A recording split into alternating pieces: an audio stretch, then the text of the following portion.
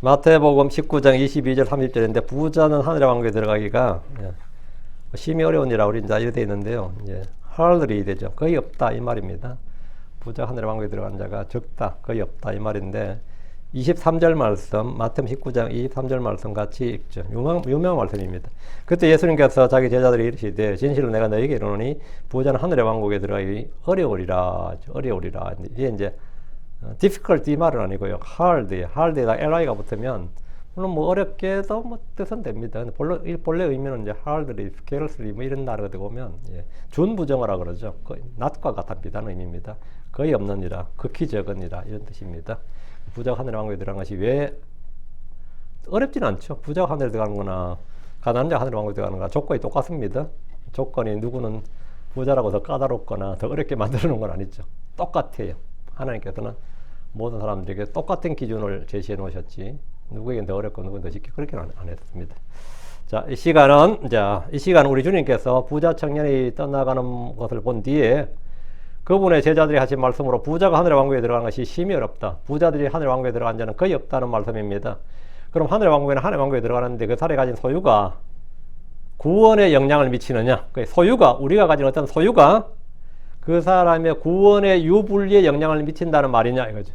부자와 가난한 자가 내는 세금이 다르듯이 주께서도 왕국에 들어가는데 부자와 가난한 자, 남자와 여자, 어른들과 아이들, 학식 있는 자, 무식한 자 같이 외모에 따라 차별을 두고 구분하시는 겁니까?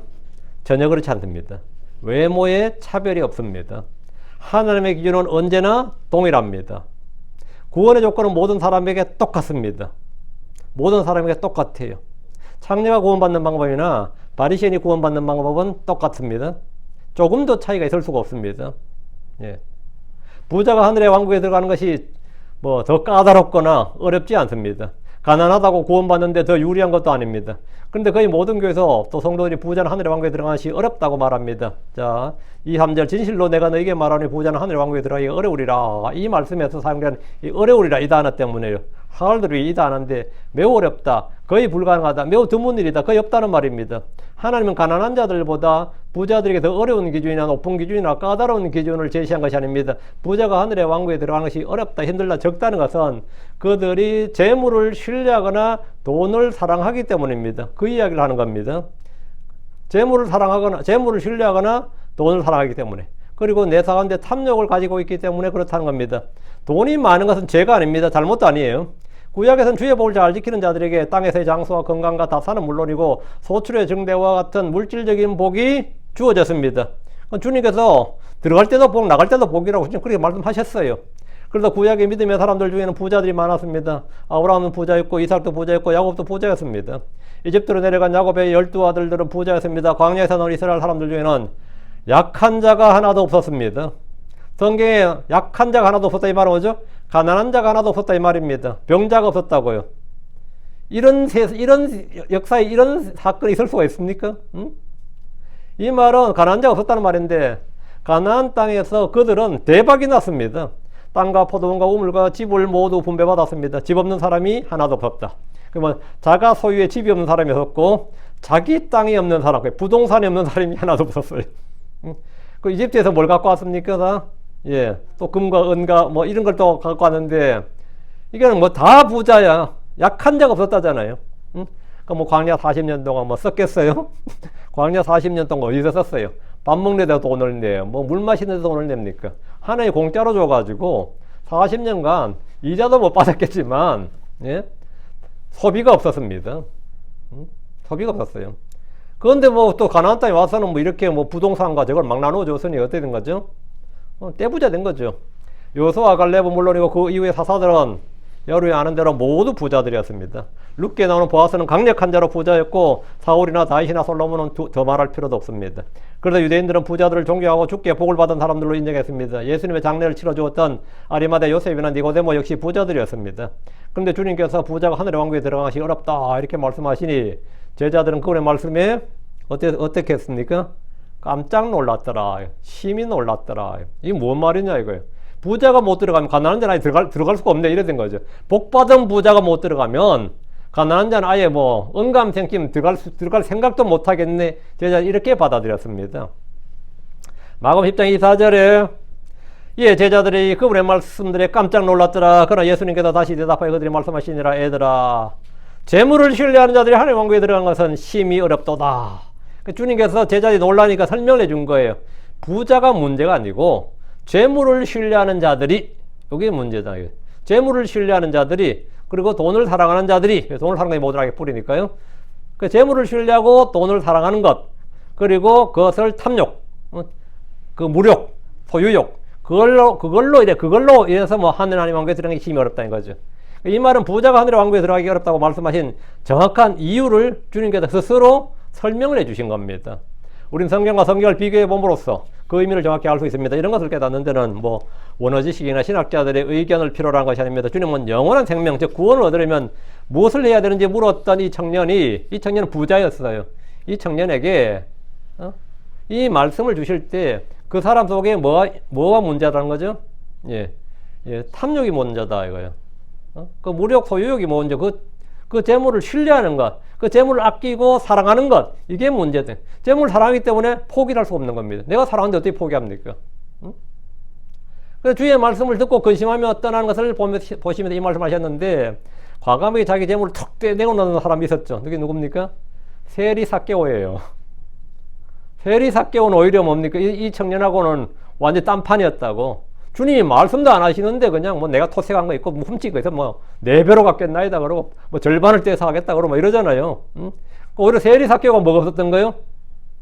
그 소유욕이나 탐욕이 없었던 거예요. 재물을 신뢰함이 없었던 거라고.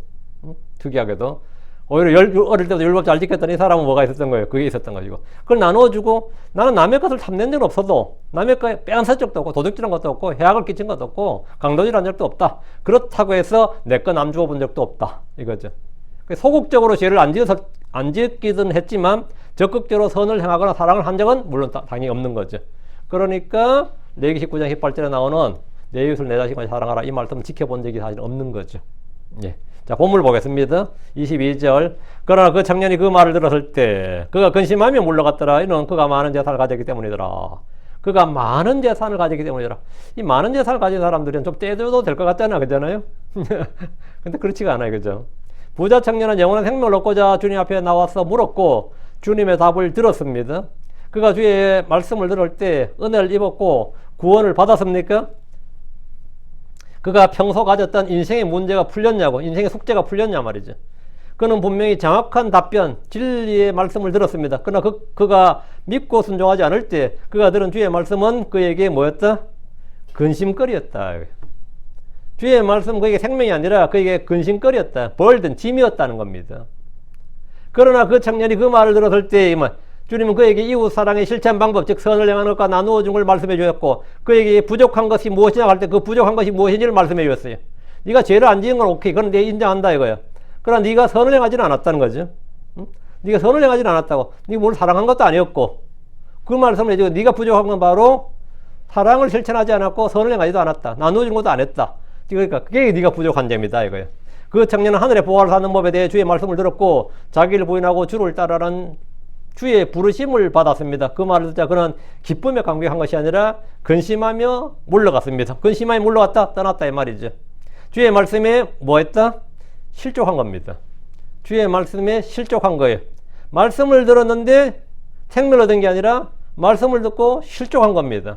나사렛 사람들도 주의 은혜로운 말씀을 듣고 실족했습니다. 바리새인들도 주의 말씀을 듣고 실족했습니다. 주를 따르던 사도들도 주께서 고난을 받으신 후 죽으시고 부활하신다는 복음을 들었을 때 실족했습니다. 주의 말씀에 실족하지 않는 자가 복이 있습니다. 어떤 분은 예수를 믿고 난 후 헌신을 결단하면 주님께서 자기를 멀리 오지에 선교사로 가라고 할까봐 겁을 내고, 어떤 이는 자기가 가진 것을 다 바치라고 할까봐 두려워합니다. 이 청년에게 가장 무서운 말은 그의 재산을 팔아 가난한 자에게 주라는 것이었습니다. 그리고 와서 나를 따르라. 어때요? 이게 그에게는 무거운 짐이었습니다. 이건 어떤 율법을 지키는 것보다 더 무거운 짐이었습니다.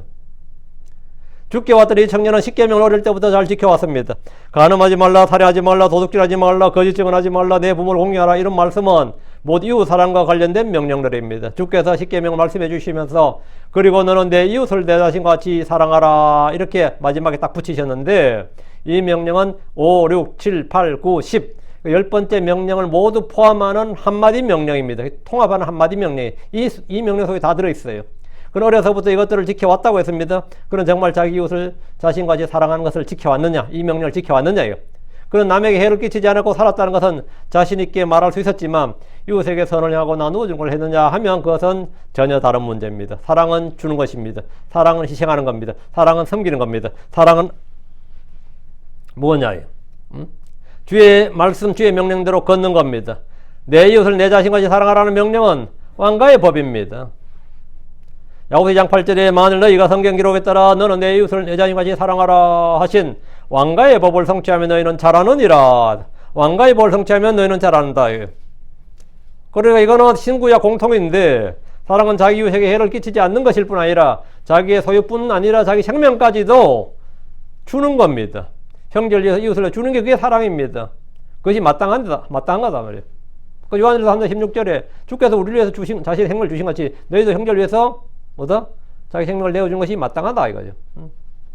주께서 어릴 때부터 이 모든 명령을 지켰다는 부자 청년에게 그의 재물을 팔아 가난한 사람들에게 나누어 주라고 하자 그는 자기 속에 있는 탐욕과 모욕이 강력하게 주의 말씀을 거부했습니다. 강력하게 주의 말씀을 강하게 이렇게 튕겨내는 거죠. 튕겨내는 거예요. 거부하는 거예요. 리젝트라는 거예요. 그는 이웃의 것을 탐내거나 훔치지 않았다는 점에서 법을 지켰지만 이웃을 위해 자기의 재물을 나누어주고 선을 행하는 것과 같은 사랑하라는 명령은 전혀 지키지 못했습니다. 주 예수님은 그가 이 명령을 지키면 하늘에 보화가 있을 것이라고 하셨습니다. 주님은 그를 제자로 부르셨습니다. 주님은 그를 사랑하셨고 그에게 부족한 것을 말씀해 주시고 완전하게 되는 길을 말씀해 주셨습니다. 그러나 그 청년이 주의 말씀을 들었을 때 그는 근심하며 물러갔습니다. 그는 자기 재물로 이웃을 사랑하는 데 사용할 수 없었고 선을 행할 수도 없었고 주를 따를 수도 없었습니다. 왜? 돈 때문에. 내가 갖고 있는 이 돈 때문에 못 따르는 거예요. 그거 없으면 뭐 벌써 따랐죠. 그거 없으면 벌써 따랐지. 재물을 신뢰하고 재물을 사랑했기 때문입니다. 다양한 이유로 사람들은 예수를 믿지 못합니다.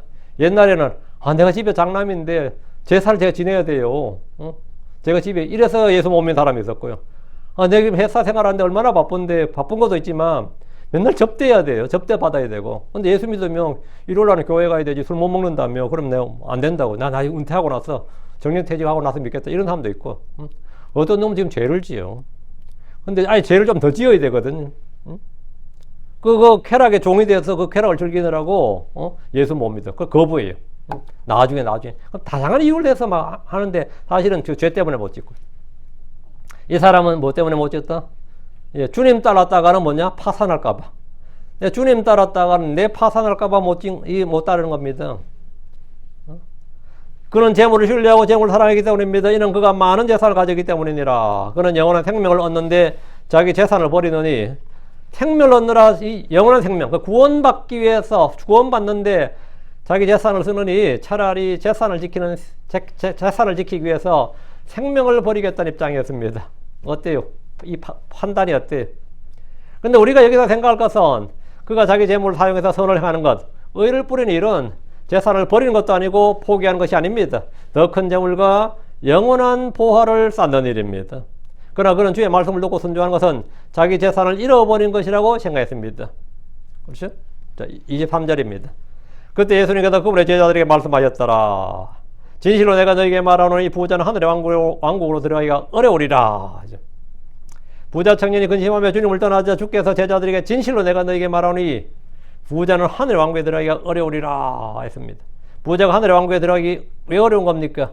재물을 신뢰하기 때문입니다.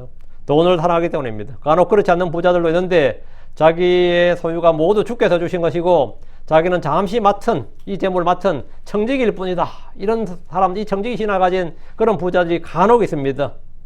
그들은 자기들이 가진 재물을 사용해서 선을 행하고 의를 뿌립니다. 미국에도 가끔 그런 사람도 있더라고요. 평생 번 돈을 막 몇백억 달러를 쓴 사람도 있더라고요. 몇백억 달러를 쓴 사람도 있고, 그리고 드디어 다 썼다 하고 그 재단을 해체하는 그런 것도 봤어요. 다 썼다고. 시편 112편 9절에 그가 가난한 자들에게 주었으니 그의 의가 영원히 지속되며 그의 뿔이 존귀하게 높여지리라. 그가 가난한 자들에게 주었다. 자기 재물 줬다고. 그의 의가 영원히 지속되며 그의 뿔이 존귀하게 높여지리라. 성경은 구제를 선을 행하는 것이고 하나님이 매우 기뻐하시는 희생물이요 의를 뿌린 것이요 그의 의가 영원히 지속되고 확실한 보상이 있다고 합니다. 잠언 11장 18절에 사악한 자는 속이는 일을 행하느니라 그러나 의를 뿌린 자에게는 확실한 보상이 있으리라. 의를 뿌린 자에게는 구제를 뭘로 보는 거예요?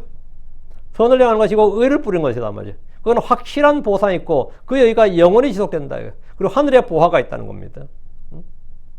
자기 재물을 팔아 가난한 자들에게 주는 것은 헛짓거리하는 미친 바보짓이 아니라 하늘의 보화를 쌓는 일입니다. 이 사람 어릴 때 율법을 지켜왔다면 이런 성경 구절을 알고 있었을 겁니다. 다 구약에 있는 겁니다. 근데 그런 것들에 대해서는 딱 안 하고 그냥 오직 나는 남한테 해 안 끼친다 정도. 난 남의 재산 해는 안 끼친다. 이걸 이제 자기 의로 삼은 거죠. 그래서 내가 부족한 게 뭐냐. 늘 자기도 이제 부족함을 느끼긴 했지. 그래서 주님께 물었더니만 적극적으로 선을 행하라고. 의를 행하라고. 사랑을 행하라고. 내가 죄를 안 짓는 것만 만족하지 말고 남에게 내 해안 끼치는 걸로 만족하지 말고 적극적으로 뭐다? 선을 행하고 의를 행하고 의를 뿌리고 사랑을 하란 말이죠. 섬기고 돕고. 그게 하늘의 보화를 쌓는 일이다. 그리고 더 좋은 건 뭐다? 주를 따르는 거단 말이죠. 잠언 19장 17절에 가난한 자를 불쌍히 여긴 자는 주께 빌려드리느니라. 그런즉 그가 베푼 것을 그분께서 그에게 다시 갚아주시리라 했습니다. 여러분이 얼마를 썼던 간에 그것은 여러분이 헛짓거리한 게 아닙니다. 허비가 아니라고. 주를 위해 사용한 모든 돈은 뭐다? 허비도 아니고 낭비도 아니고 소비도 아닙니다. 투자예요. 그것도 대박 투자입니다. 그러니까 이 마리아처럼 300데나리온 나간 옥합을 깨면 가룟 유다의 눈에는 거의 허비야. 왜 이걸 허비하느냐? 그렇죠. 사람 물로 씻어줘도 될 걸 가지고 기름으로 씻어줘, 향유로 씻어줘가지고는 돈 다 날리냐 말이에요. 그거 가난한 자에게 좀 얼마나 좋으냐고 그랬잖아요. 그 자기가 갑자기 선한 사람이 된 것처럼 되죠. 내 재산 아니면 뭐 남의 거는 늘 그러지 뭐 기부 좀 하라 그러고 그러잖아요. 남의 거야 뭐 내 재산 10원도 못 내놔도 남의 재산은 뭐 기부 좀 하라 그러고 뭐 그러잖아요. 그러니까 가룟 유다도 지는 지금 뒷돈 챙겨가지고 말이죠. 피밭도 사놓고 그죠? 밭도 사놓은 사람이 그렇게 했단 말이죠. 가난한 자를 불쌍히 여기는 자는 이제 주께 빌려드리느니라. 그런 이제 그가 베푼 것을 그분께서 그에게 다시 갚아주시리라. 이것이 뭐죠? 보상입니다. 이게 보상이에요. 교회는 복음을 전하는 일과 말씀을 가르치는 것뿐만 아니라 선을 향하는 것과 나누어 주는 일을 잊어서는 안 됩니다. 우리는 약한 자들을 지원하고 돕되 특히 믿음의 가족들에게 그리해야 됩니다. 우리 주께서 사도행전 20장 35절 내가 너희에게 모든 걸 보여주었나니 어떻게 너희가 그토록 수고하여 마땅히 약한 자들을 지원해야 하는지 또 주 예수님의 말씀들 곧 그분께서 주는 것이 받는 것보다 더 복되도다라고 말씀하신 것을 기억하게 하여 되니라. 보여주고 말씀을 기억하겠다잖아요. 뭘 보여줬다는 거예요?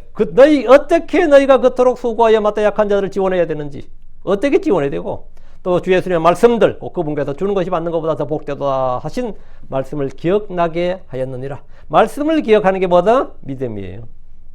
말씀을 읽는 게 배교야. 그게 실족하고 타락하는 길이고 넘어지는 길이고 말씀을 딱 기억해내면 뭡니까? 그게 바로 믿음이 소생하는 겁니다. 내 영적이 살아나는 거예요. 그게 부흥이에요. 특히 주의 말씀을 다루는 사역자들은 탐욕을 확실히 벗어버려야 됩니다. 구약에서 이런 본을 보여준 사람이 사무엘입니다. 신약에서는 사도 바울입니다. 특히 목회자들은 더러운 이익을 탐내지 말아야 됩니다. 제가 어떤 교회 목사 안수식에서 설교를 한 적이 있는데 사무엘과 바울의 본을 따를 것을 권면했어요. 제일 마지막으로 7가지를 제가 권면했는데 그 중에 마지막이 이거였어요. 사무엘과 사울의 본을 따르라 이거. 뭐 나도 마찬가지고요. 그게 뭐냐? 탐욕을 부리지 말아야 된다. 양떼들 벗겨 먹을 생각하지 마라. 양떼들에게 뭘 짜먹을 생각하지 마라. 뭐 이거죠. 그날 안수를 받았던 형제는 아멘으로 하다 하지 않고 실족해버렸습니다. 그 자리에는 한 20명 가까이 목회자들도 참석했는데 목회자들도 얼굴 벌게져가 전부 다 수군수군대고 다 실족했어요. 윤 형제 난 그거 앉아서 듣는데 난 윤 형제한테 꾸중 듣는 기분이었어 그러더라고. 어떤 목사님 난 윤 형제한테 꾸중 듣는 기분이었어. 그분 솔직한 거예요. 내가 그거 앉아있는데 막 엄청나게 꾸중 듣는 기분이었어. 교회를 말년에 직장으로 생각하고 교회에 나오는 급여로 생활을 하고 있었기 때문입니다. 겉으로는 아무것도 말하지 않고 헌신한 것처럼 하면서 속으로는 은퇴 후에 안정적인 직장으로 생각하는 이들은 탐욕을 조심하라, 탐욕을 부리지 말라는 말에 실족하는 바리새인처럼 민감하게 반응합니다. 사도행전 20장 33절에 내가 결코 어떤 사람의 은이나 금이나 옷을 탐내지 아니하였느니라. 바울의 고백입니다. 내가 결코 어떤 사람의 은이나 금이나 옷을 탐내지 아니하였느니라. 탐내지 아니하였느니라. 이 바울이 로마서 실자에 보면 자기가 율법으로 안 게 뭐죠? 내 속에 탐욕이 있다는 걸 알았다 하잖아요. 근데 그의 인생 말년의 고백이 뭐죠? 탐내지 않았다 하잖아요. 그 복음의 능력이 뭐죠? 자신의 탐심을 해결해 준 거예요. 이게 진정한 자기 내면 문제를 해결해 준 거였다고. 난 탐내지 아니하였다 하잖아요. 그 은이나 금이나 옷을 탐내지 아니하였노라. 저는 모든 목회자들이 말년에 이런 고백을 하고 주를 만날 수 있기를 간절히 바랍니다. 물론 성도들도 뭐 당연히 그러지만 특히 목회자들이 그래야 된다. 사무엘하 12장 2절 3절에 그리고 이제 보라 그 왕이 너희 앞에서 걷느니라. 그리고 나는 늙고 흰머리가 되었노라. 또 보라 내 아들들은 너희와 함께 있느니라. 내가 어려서부터 이날까지 너희 앞에서 걸었느니라. 보라 내가 여기 있나니 주 앞에서 또 그분의 기름 부음 받은 자 앞에서 나를 대적하여 증언하라. 누구의 소를 내가 취하였느냐 아니면 누구의 나귀를 내가 취하였느냐 또는 내가 누구를 속였느냐 누구를 내가 학대하였느냐 또는 내 눈으로 눕게 하는 뇌물을 누구의 손에서 받았느냐 그리하였으면 내가 그것을 너에게 갚았으리라. 그 사무엘이 얼마나 청렴결백했는지를 스스로 나는 하나님 앞에서 너희들 앞에서 양심의 거리낌이 없고 한번 증거 있으면 한번 대보고 그런 일이 있으면 한번 말해보라는 거예요. 그래서 모든 백성들이 뭐냐 없었나이다 하잖아요. 없었나이다.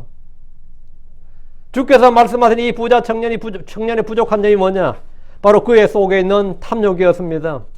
재물을 신뢰하고 돈을 사랑한 것이 하늘의 보화나 주를 따른 것보다 훨씬 더 컸습니다. 그는 둘 중에 하나를 택하라면 당연히 자기 재물을 택하는 것을 직접 보여주었습니다. 나는 재물을 택한다. 난 주를 따르기보다는 주에게서 물러나겠다 이거예요. 영원한 생명? 나는 포기하겠다 이거예요.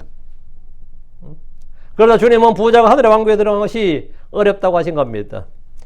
그리고 부를 포기한다는 것이 결코 쉬운 일이 아니죠. 24절 내가 다시 너에게 말하노니 낙타가 바늘의 눈을 통과하는 것이 부자가 하늘의 왕국 안으로 들어간 것보다 더 쉬우리라. 여기 낙타가 바늘의 눈, 여기 언더라인. 이게 낙타가 바늘의 눈이 the eye of needle이죠. 그러면 바늘의 눈이 이거는 영어 표현이에요. 영어에는 ear of needle 이런 건 없어요. 다 eye지. 이 사고방식의 차이죠. 그리고 한국말에는 바늘의 눈이라는 표현이 국어 사전에 없습니다. 바늘의 귀지, 바늘귀란 말에 있어도 바늘눈이란 말은 없어요. 한자에는 침공이라 그래서 이 바늘이 통과하는 이 천을 통과하는 그 자리를 침공이라다 바늘이 통과한 자리 있죠. 그걸 침공이라는 표현이 있는데 여기서 이제 바늘 눈인지 바늘 귀인지는 이제 킹제임스 성경은 직역하면 바늘 눈이죠. 한국어에 맞추려면 바늘 귀가 맞아요. 뭐 이건 싸울 일은 아닌데 이제 고민은 좀 해봐야 됩니다. 내가 다시 너에게 말하노니 낙타가 바늘의 눈을 통과하는 것이 아니 낙타가 바늘 귀를 통과하는 것이 부자가 하나의 왕국으로 들어간 것보다 더 쉬우니라 했죠. 내가 다시 너에게 말하노니 이렇게 하시는 중요한 진리를 한 번 더 강조한 말씀이죠. 당시 유대인들에게 부자는 존경의 대상이었고 하늘의 왕국은 당연히 그들의 것이라고 생각했습니다. 그런데 주님은 어리석은 부자 이야기나 지옥에 간 부자 이야기를 비롯해서 부자들에 대해 하신 말씀이 거의 다 부정적이었죠. 복음서에서 보면 부정적이잖아요. 가난한 사람들이 선하다는 뜻이 아니듯이 부자가 악한 것도 아닙니다. 여러분이 가난한 자들하고 부자들하고 같이 살아보거나 아니면 여러분 마치 뭐 일을 해보거나 같이 겪어보면 부자들이 훨씬 더 여유가 있고요. 예의가 바르고 사람이 나아요. 성격도 둥글둥글하고 그 짜장면 배달하는 사람들한테 물어보세요. 가난한 집에 짜장면 배달하는 게 나은지 부잣집에 짜장면 배달하는 게 나은지 하면 이쪽이 훨씬 더 친절하고 사람 좋아요. 그건 다들 증언합니다. 곳간에서 인심난다는 말이 달리 나온 게 아니에요. 실제로. 가난한 자들은 뭐 굉장히 선하고 뭐 콩깍지도 뭐 나누어 먹고 해야 돼.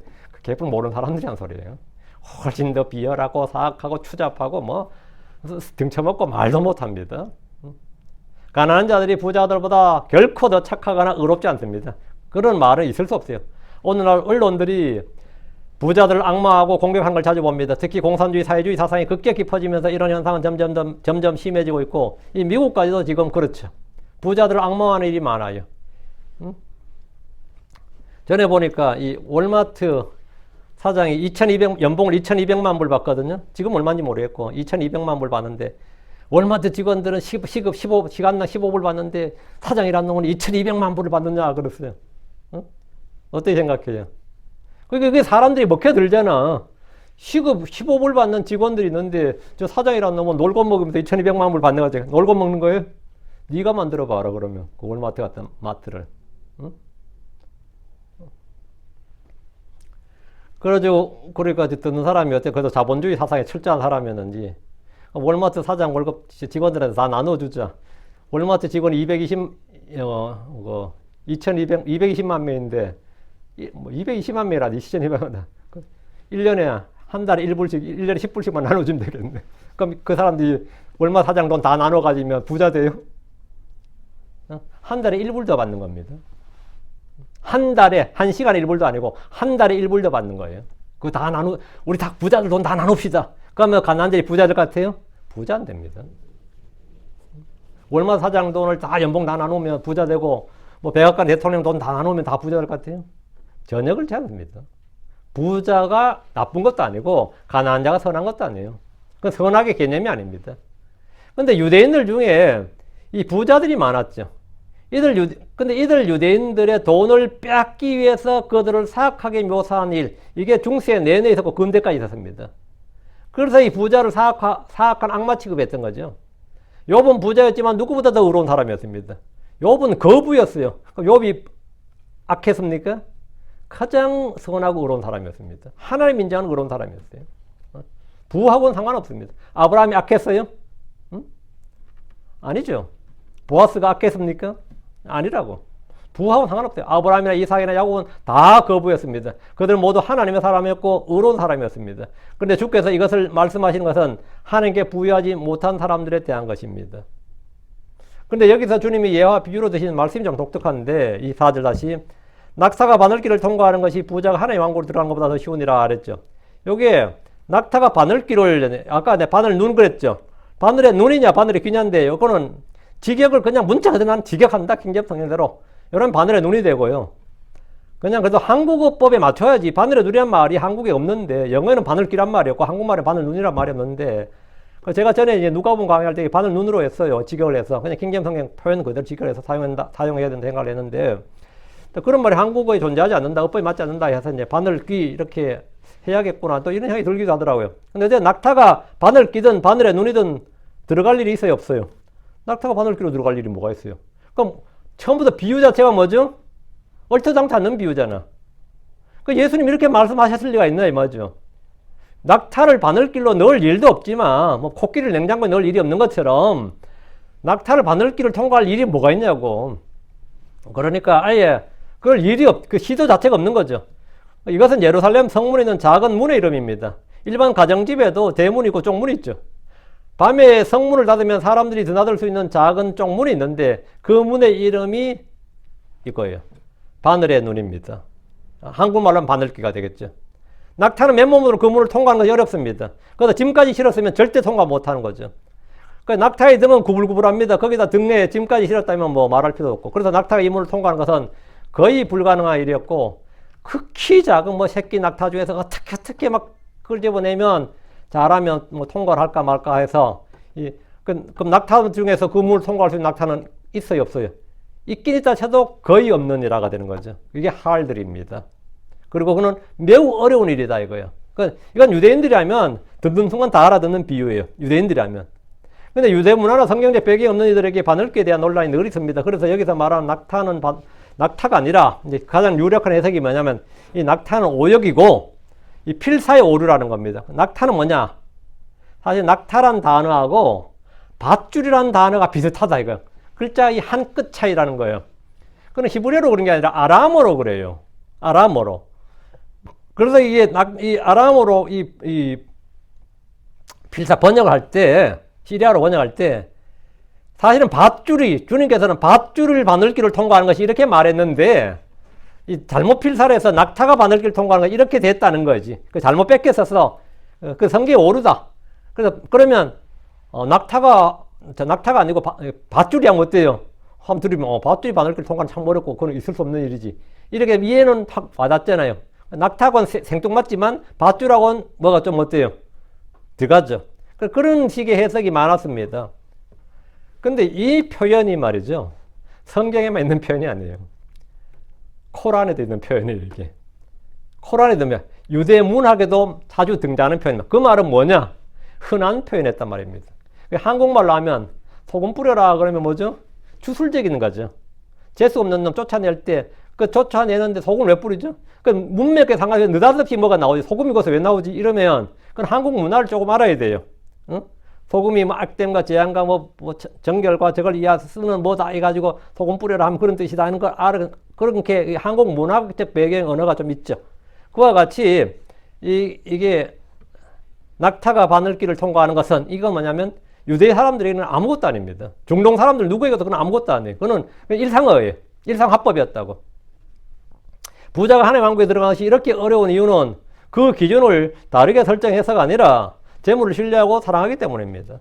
재물을 얻기 위해서 착취하거나 그 재물을 가지고 죄를 지기 때문입니다. 많은 재물을 가진 사람들이 그것으로 선을 행하는 사람은 극히 드뭅니다. 거의 없지요. 대부분 가진 재물로 육신의 정욕을 채우고 부정과 부패와 같은 범법을 저지르고 많은 죄를 짓습니다. 돈 있으면 돈 있고 시간 있으면 뭐 하죠? 죄 짓지.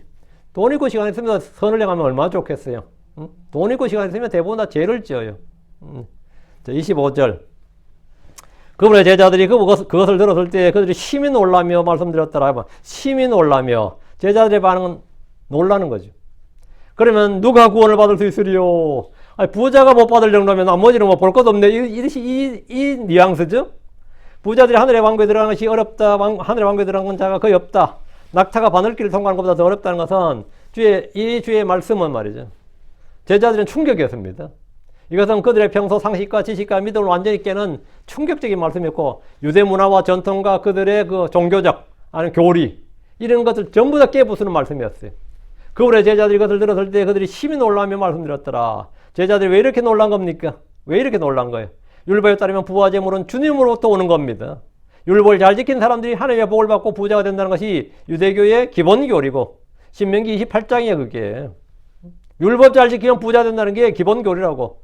모세 율법에 기록된 말씀에 따르면 주의 복을 잘 지키면 그 사람 형통하고 어디로 가든지 무엇을 하든지 복을 받습니다. 그 복 중에 하나가 부자가 되는 겁니다.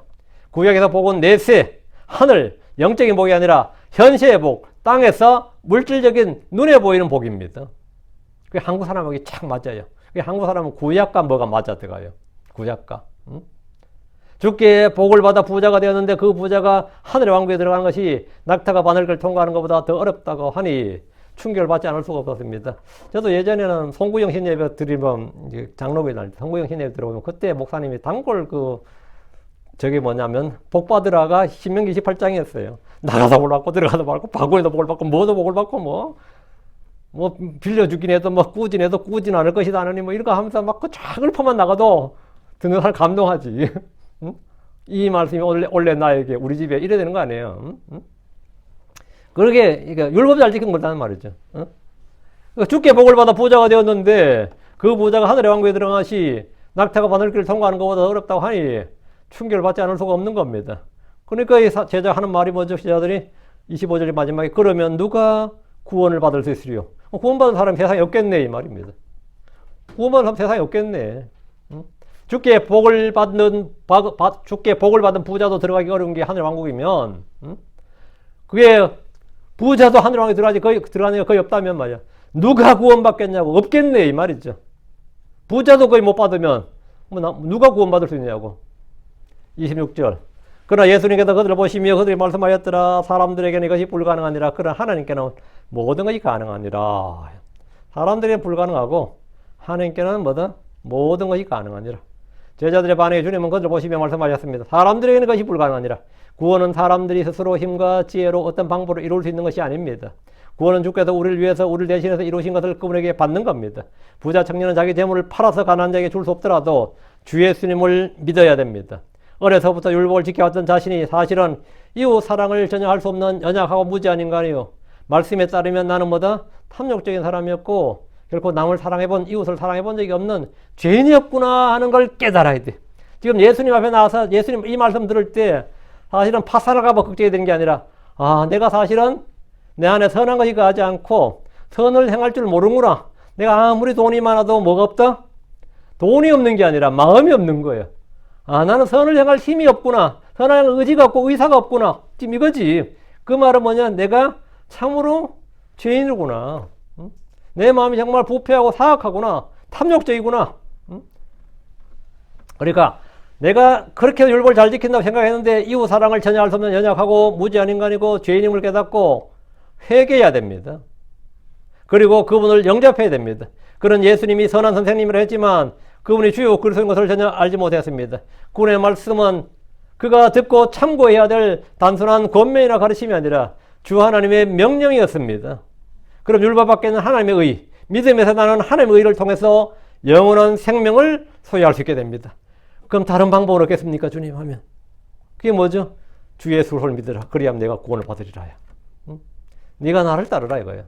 주님은 수고하고 무거운 짐을 진 모든 자들을 부르셨습니다. 이는 더 무거운 짐을 지우려는 것이 아니라 안식을 주려는 겁니다. 최악의 경우라도 그는 주를 떠나지는 말아야 됩니다. 그러나 하나님께는 모든 것이 가능하니라. 하나님께는 어려운 일이 없고 불가능이 없습니다. 하나님은 부자였던 삭개오를 구원하셨습니다. 주께서는 부자였던 니고데모와 요셉을 구원하셨습니다. 주께서는 부자였던 고넬료도 구원하셨습니다. 주께서는 부자들을 구원하는 일에 전혀 어려움이 없었습니다. 수많은 부자들이 구원받았습니다. 지금도 부자들 중에 크리스천들이 많습니다. 크리스천이 된 사람들 중에도 부자 된 사람도 많습니다. 하나님은 그들을 구원한 일에 조금도 어려움이 없었습니다. 가난한 자를 구원한 일이나 부자를 구원한 일이나 난이던 주님 앞에 뭐다? 이건 킬러 문항이 아니에요. 똑같습니다. 27절입니다. 사람들에게는 뭐 그 사람이 그게 더 어려울지 몰라도 하나님께는 그렇지 않다 이거예요. 27절. 그때 베드로가 대답하여 그분께 말씀드렸더라. 보소서 우리가 모든 걸 버리고 주를 따랐나이다. 그러니 우리가 무엇을 얻으리까? 베드로가 이제 이거 하니까 뭐 이거 자신이 좀 있지. 나는 다 버리고 따랐다고. 베드로는 자신들에 대해서 말했습니다. 보소서 우리가 모든 걸 버리고 주를 따랐나이다. 베드로는 주의 부르심을 받고 생업을 버렸습니다. 그러니까 한번 직업을 버린 거죠. 직업 포기한 거죠. 그의 가족들의 생계를 책임져야 할 그가 지금 주를 따르고 있는데 이는 사실 가족들을 버린 겁니다. 그러다 그는 우리가 모든 걸 버리고 주를 따랐다고 한 것인데 사실 뭐 조금의 과장이나 허풍은 아닙니다.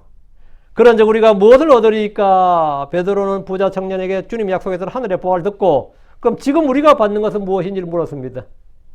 주를 따른 자, 섬긴 자, 주님으로 인해 고난을 받는 자는 그에 따른 확실한 보상이 있습니다. 하늘에 큰 보상이 있어요. 자, 28절. 예수님께서 그들에게 말씀하시더라. 진실로 내가 너에게 말하노니 너희가 나를 따랐으니 다시 나게 하는 때, 요거는 성경 전체 2번 나오는 표현입니다. 다시 나게 하는 때, 디도 3장 5절에 한번 나오고 여기 한번 나오고, 다시 나게 하는 때, 그 사람의 아들이 자기 영광의 왕좌에 앉을 때, 그 다시 나게 하는 때가 언제죠? 사람의 아들이 자기 영광의 왕좌에 앉을 때. 이건 언제? 재림 때죠. 천년왕국 때잖아요. 우리는 천년왕국 때가 언제인지 지금보다 미래로 알지만 제자들이 여기 언제로 생각한 거죠? 다시 나게 하는 때, 그 사람의 아들이 자기 영광의 왕좌에 앉을 때 며칠 뒤로 한 거예요. 이번 6월달쯤으로 한 겁니다.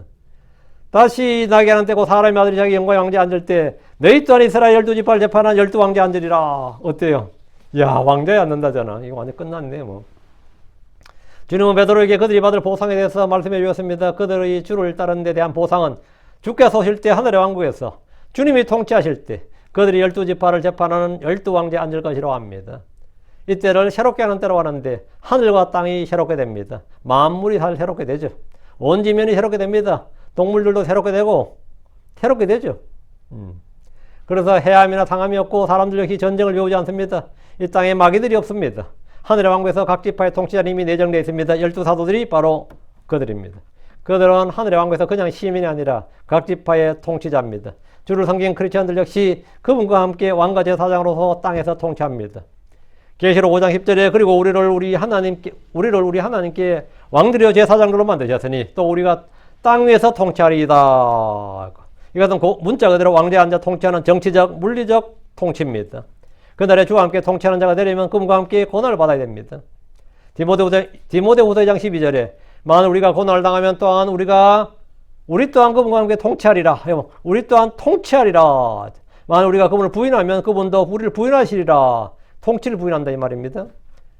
다음 계시록 20장 6절에 첫째 부활에 참여한 자는 복이 있고 거룩하도다. 둘째 사망이 그들을 다스릴 권능이 없고 도리어 그들이 하나님과 그리스도의 사자가 되어 천년 동안 그분과 함께 통치하리라.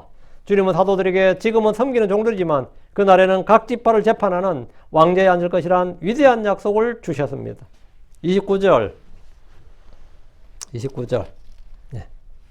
또 내 이름을 위해 집이나 형제들이나 자매들이나 아버지나 어머니나 아내나 자녀들이나 토지를 버린 모든 자는 100배를 받으리라. 그리고 영존한 생명을 상속하리라. 누구든지 주를 믿고 섬기는 자, 주를 위해 자기의 집을 잃어버린 자, 버린 자는 그에 따르는 보상이 있습니다. 우리는 이 땅에서의 삶이 전부가 아닙니다. 주를 위해 자기 생명을 잃는 자는 없습니다. 주님을 위해 피해를 보고 손해를 보고 빼앗기고 잃어버린 거나 버렸다면 그는 100배를 받습니다. 그리고 영존한 생명을 상속합니다. 상속한다는 말, 얻는다는 말입니다. 부자 청년은 이 시각까지 주님 곁에 있다가 이 말씀들을 모두 들었어야 됩니다. 부자 청년 주를 따르다가 망할 줄로 생각하고 그가 가진 재물을 잃으면 파산이고 불행이고 재앙일 줄로 생각했겠지만 사실은 엄청난 투자였습니다. 주의 말씀에 따라 선을 행하고 나누어주는 이웃사랑, 그리고 주를 따르는 것은 100배를 받고 영존하는 생명을 얻는 인생 대박의 길입니다. 그러니까 뭐 우리야 뭐 가진 게 없는 사람이 나눠주는 것도 좀 더 쉽지. 그래서 인생 대박 나세요. 대박 나세요. 30절입니다. 그러나 처음이 된 많은 자들이 마지막이 될 것이요 또 마지막이 된 자들이 처음이 되리라. 이 말씀을 보면 사람 인생 아무도 알 수 없다는 말이 실감납니다. 이시 아들들 중에서 가장 막내였던 다윗이 형제들의 주가 되었고 이스라엘의 왕이 되었습니다. 누가 막내였던 어떻게 막내였던 다윗이 형제들의 주가 되고 이스라엘 유다 지파의 우두머리 이스라엘 전체 왕이 되었어요. 그렇죠? 이 부시 대통령 가문의 텍사스에 그 아들들 중에서 조지 부시가 제일 어리석었다 그러거든요. 근데 대통령 누가 됐어요? 야, 조지 부시가 대통령이 됐어요. 응? 조지 부시가 대통령. 그래서 그 엄마가 그러잖아요. 야, 네가 대통령이 될 줄이야. 응? 아무도 모르는 거라고. 어떻게 알아? 사람이 아무도 몰라요. 응? 야곱이 형 에서를 제치고 하나님의 복의 상속자가 되었습니다. 루벤은 야곱의 장자였지만 장자권은 12번째 중에 11번째 아들로 태어난 요셉의 것이었습니다. 통치권은 넷째 아들인 유다의 것이었습니다. 순서 없습니다. 이스라엘의 초대왕은 가장 큰 지파였던 유다 지파나 장자권을 받은 에브라임 지파가 아니라 가장 막내 아들인 베냐민 지파에서 나왔습니다. 가장 막둥이에게서 초대왕이 나왔다고요. 인생은 태어난 순서대로 죽지 않듯이 많은 일들에서 순서가 아무런 의미가 없습니다. 나이 20도 안 돼서 결혼해서 가정을 꾸린 사람이 있고 50이 넘어도 아직 결혼하지 못한 총각 시집 못 간 처녀 수두랍니다. 그렇죠. 이제 50대가 결혼하려고 그러면 나 손주 낳았다는 거 있잖아. 있죠. 응? 예. 인생 아무도 몰라요. 처음 된 많은 자들이 마지막이 될 것이고 또 마지막이 된 자들이 처음이 되리라. 전도서 9장 11절이 이것을 실감나게 말하고 있습니다. 전도 9장 11절 내가 돌이켜서 해 아래서 보았더니 다름질은 빠른 자의 것이 아니며 전투가 강한 자의 것이 아니고 또한 빵이 지혜로운 자에게 있지 아니고 재물이 명철한 자에게 있는 것도 아니며 호의가 재능 있는 자에게 있는 것도 아니더라. 오직 때와 기회는 그들 모두에게 생기느니라. 때와 기회는 그들 모두에게 생긴다죠. 저는 성경에서 이 구절을 읽을 때 정말 공감했고 전적으로 동의했습니다. 이것이 인생입니다. 주를 믿는가, 주를 따르고 제자가 되는가, 주님 오실 때 왕제 앉는 것도 믿었던 순서대로 되는 거 아닙니다. 누가 큰 자가 되고 먼저 될지 아무도 모릅니다. 가장 작은 자로 여겨지던 자들이 큰 자가 될 일은 수두룩합니다. 큰 자로 여겨지던 자들이 그날에 아무것도 아닌 자로 여김을 받을 수 있습니다. 어떤 교회에서 자기가 목자였는데 알고 보니까 나중에 킹제임스 성경을 알게 돼가지고 이쪽에 킹제임스 교회에 좀 왔더니만 전에 자기가 가르치던 조원이 거기서 목자하고 있어. 그 사람이 시험이 들어서 거기를 나갈 수가 없어. 분명히 전에 저쪽 교회에 있을 때 내가 저 사람 목자였는데 여기 오니까 이제 천천히 배워 나가시면 됩니다. 이런 소리 들으니까 막 앉아서 듣기 힘든 거야. 너 짬밥이 내가 더 오래됐는데 내가 이런 거 있죠. 수두룩할 겁니다. 그런 거. 수두룩할 거예요. 내가 유대인이고 내가 이스라엘인데 근데 로마에 그것도 명문가도 아니고 노예 출신이 말이야 예수님 믿었습니까 해야 되고 진정한 크리스천입니까 이런 소리 들으면 어때요? 야 진짜 막 역겹지 한마디로 울컥 우러나죠. 울컥 우러나지. 내가 그래도 명색이 이런 생각 들죠. 근데 그게 성경적으로 맞아요. 응? 사람들의 눈에 높임을 받았지만 주의 눈에 가증한 사람도 있을 겁니다. 우리는 하나님께 인정받을 일꾼이 되어야 됩니다. 다시 30절. 그러나 처음이 된 많은 자들이 마지막이 될 것이요 또 마지막이 된 자들이 처음이 되리라 했습니다. 우리 성도 중에도 많습니다. 먼저 믿었다 그래도 나중에 아무 소용 없어요. 뒤에 믿은 사람들이 훨씬 더 믿음 장사한 사람 많아요. 응?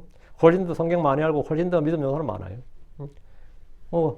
그렇게 오랫동안 믿었다면서 뭐 했냐 그러면 그다음 뭐 하셨어요? 성경 안 읽고 공부는 뭐 했냐고.